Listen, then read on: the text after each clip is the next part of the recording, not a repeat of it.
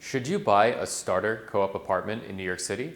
We'll discuss this topic in the following video. I'm Nikhil Housett, based here in New York City. Check out our website, housett.com, to learn how to save money if you're buying or selling real estate. So let's get started. Buying an apartment in New York City in your 20s can make a great deal of sense under certain circumstances.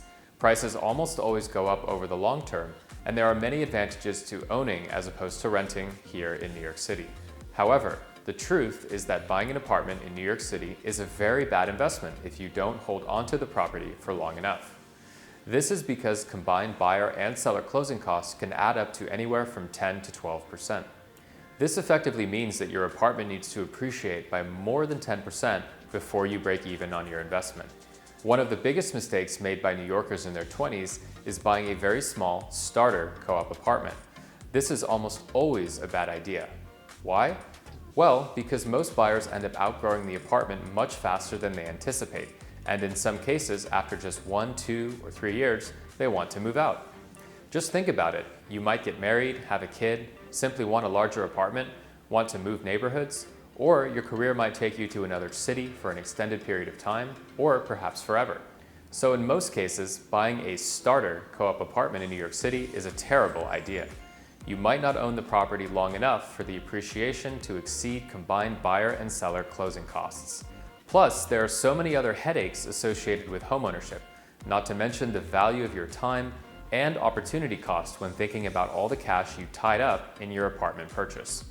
Now, if you buy a starter condo, on the other hand, so not a co-op, it might be okay if you outgrow the apartment after just a few years and sooner than you anticipated.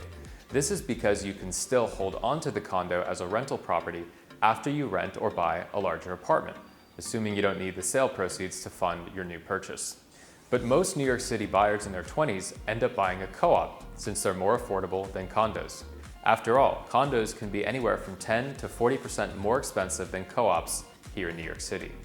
And the problem with co-op buildings is that they typically prohibit extended subletting. Therefore, the buyer of a starter co-op is essentially required to sell within a few years of moving out, even if they're ready, willing, and able to hold onto the apartment as an investment property.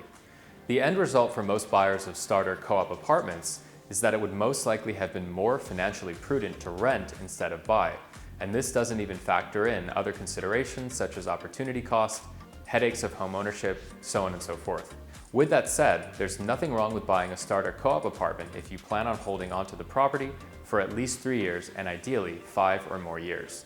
It might actually be a very good investment. Check out our website, housett.com, for in-depth guides to buying in New York City, buying versus renting, closing costs, and more. We hope you enjoyed this video, and if you did, please like, subscribe, and leave us a comment. We're also very much open to new topic ideas. We'd greatly appreciate your input. And if you're looking to buy or sell, check out housett.com to learn how to save money. I'm Nikhil Housett, and we'll see you on the next video.